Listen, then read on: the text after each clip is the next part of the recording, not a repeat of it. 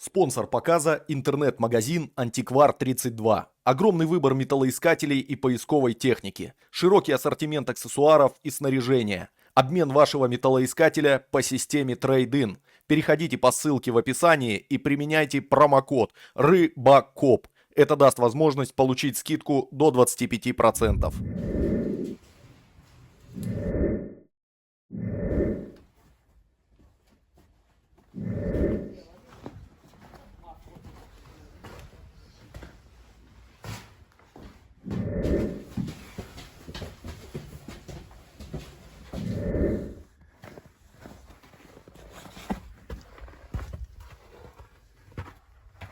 Ребята, всех приветствую на канале Рыболов Копатель. Ну что, как и обещал, мы сегодня приехали в крепость Цитадель Пилау. Купили уже билеты. Билет стоит 350 рублей. Экскурсия через 2 часа еще только начнется. Пропускают только с экскурсоводом на территорию крепости, потому что это действующая воинская часть. Как вы можете видеть, за моей спиной виден ров. Но сейчас, пока время есть, мы походим. Я покажу внешне интересные моменты. Так что не переключайтесь, будет интересно. Погнали. Ребят, сразу скажу, что запись видео, а также фото запрещена на территории крепости. Таким образом, чтобы были видны военные, потому что это действующая воинская часть. Поэтому не обессудьте. Получилось так, как получилось.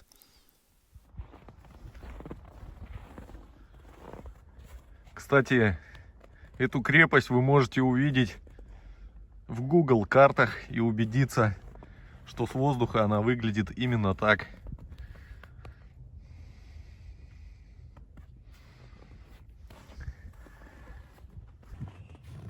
Крепость Пилау была заложена в 1626 году по приказу шведского короля Густава II Адольфа. Пилауская цитадель – уникальный объект оборонительной фортификации военного зодчества 17-18 веков.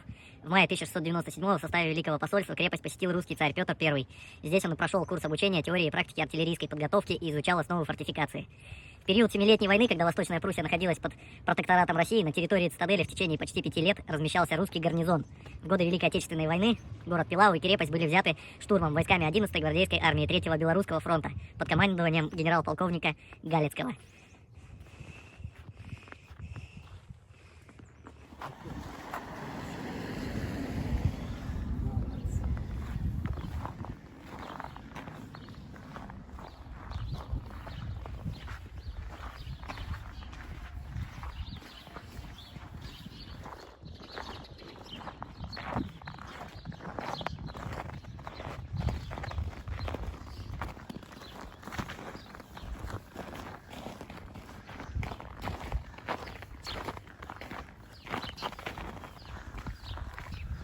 Это Калининградский морской собор Свято-Георгиевский.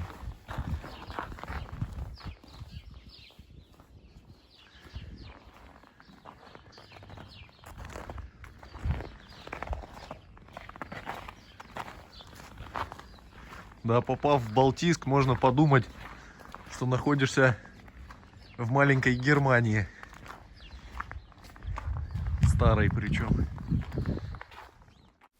А на этих кадрах вы можете видеть схематическое расположение крепости, также старинный рисунок, схожесть Петропавловской крепости с крепостью Пилау.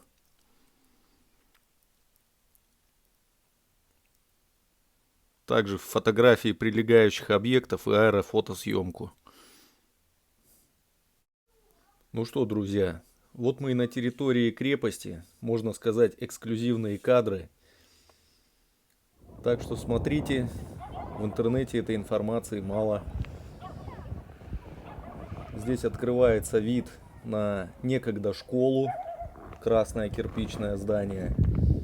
Можем видеть основные ворота, вход, через который мы непосредственно заходили. А это одна из пушек, подарок из Санкт-Петербурга, 1712 год. Мы находимся в одном из бастионов, который уже был достроен при модернизации. Что характерно, год постройки изображен на потолочном своде. Бастион использовался для укрытия личного состава во время обстрела. А это пороховой склад. Похожий мы видели на 11-м форте. Размер помещения примерно такой же. Множество вентиляционных отверстий и шахт. Сейчас здесь находится тир. Единственное, световые окна здесь мы можем видеть со стороны входа. Они были защищены стеклами, и уже за ними стояли световые лампы.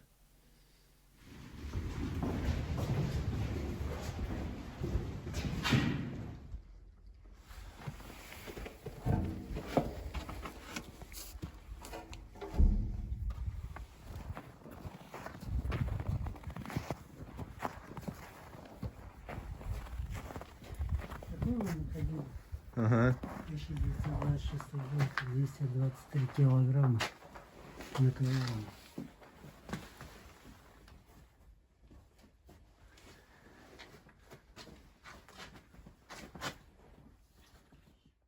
Между прочим, на крышах этих новостроенных сооружений черепица, которой 300 лет.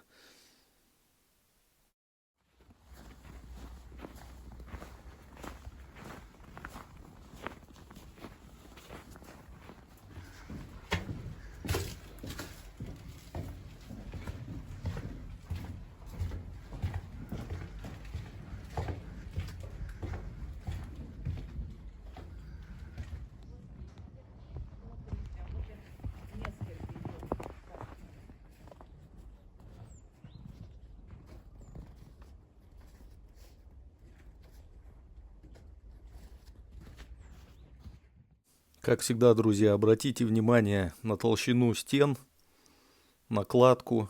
Кстати, на многих кирпичах видны штампы клейма производителей. А это одно из караульных помещений, со временем которое было переквалифицировано в карцер.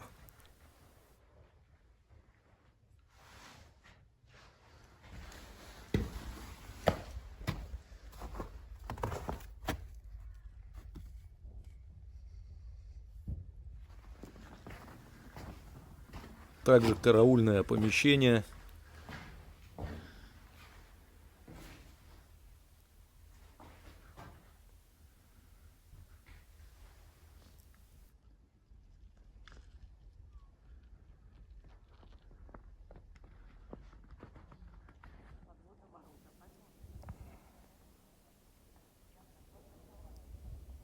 Перед нами казармы. Кстати, одна из уцелевших надписей настенных. Казарма номер 8 и год 1800.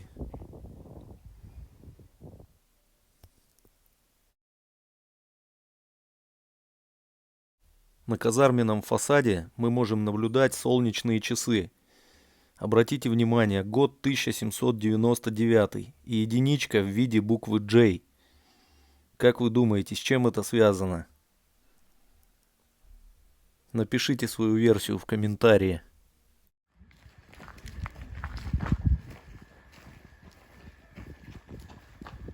Его скачать, построила себе тип, то есть они тренируются в стрельбе именно в этом помещении, оно намного длиннее, нежели мы видели вот в Кронпринце. Именно на этом бастионе в 1752 у нас стоит такой интересный крест. Крест этот привезли с России в начале 2000-х. Говорят, у нас такие кресты появляются, когда мы переходим от язычества к христианству. То есть сделались в форме солнца, чтобы людям проще. Так что непонятно, чем он ему не угодил. Но акция так и осталась неуслышанной. А мы его так и зовем. Крест-оберег, чтобы он оберегал нашу крепость. Обратите внимание вот на этот маленький.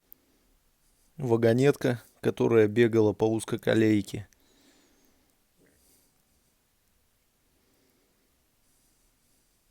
И телега. Точнее, то, что от нее осталось. Коих в изобилии здесь находили на берегу залива. А это торпеда времен войны, которую не так давно выбросила на Балтийской косе на пляж после сильного шторма.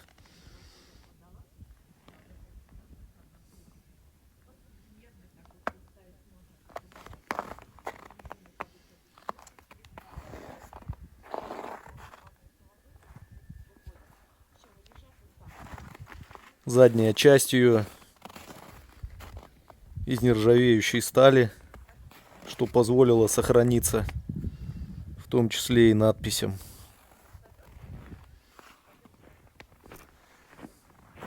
И вновь перед нами казармы.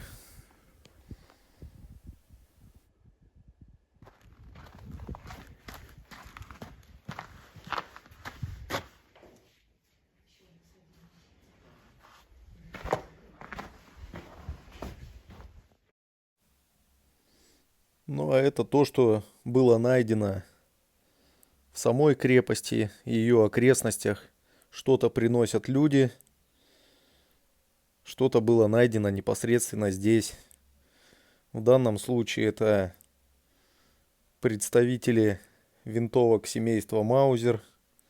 Обрез там виден был.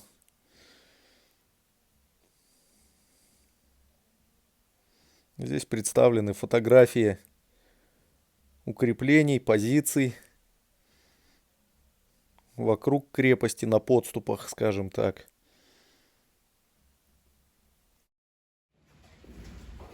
Здесь было помещение для хранения винтовок. Небольшое.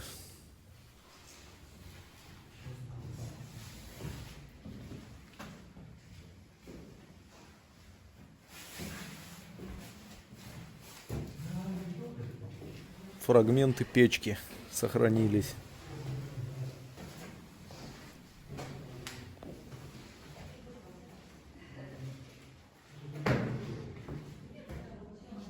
Солдат Вермахта. Вот что здесь у меня было. Интересные фляжки у немцев. Вот одну фляжку, видите, прям расстрелянные насквозь.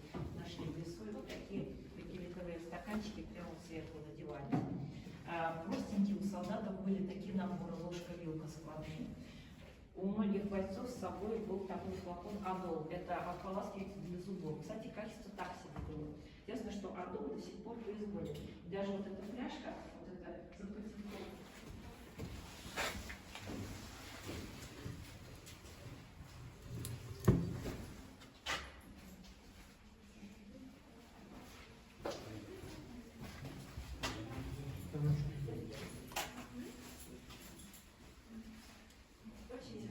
Вот интересно, вот почти собрали фаус-патрон. Да, очень интересный такой пистолетик был найден. Это немецкий Оргес. Они были на 6 мм. Это 20 века, там окно заложили, оно прям видно было, две дырки, видели? Там было на самом деле окно. И потом уже поставили дверь. И в двери вот тут вот такая вот выемка, проходила резиновая прокладка. То есть она когда закрывала, все как вакуум срабатывал. Да, газ вот так вот ковью спокойно выдерживала. Выходите, да, все осматривайте.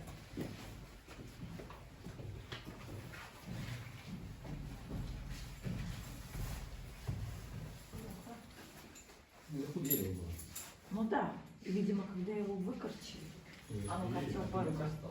А, это ну коснулся? Да.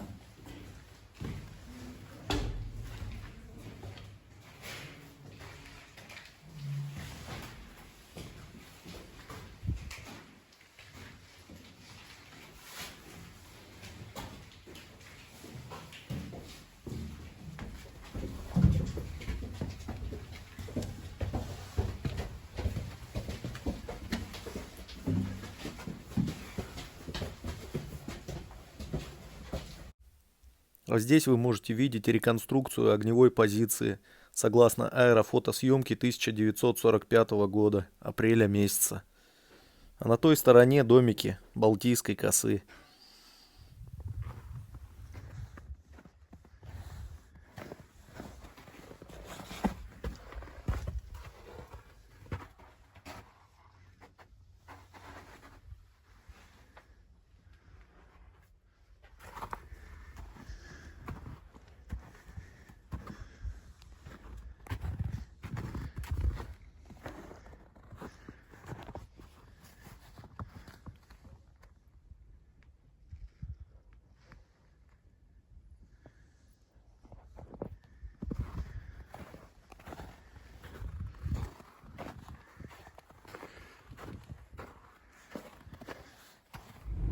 Ну все, ребята, закончили экскурсию мы на сегодня. Я думаю, вам будет интересно увидеть эти эксклюзивные кадры. Так что не забывайте подписываться. И всем до новых встреч.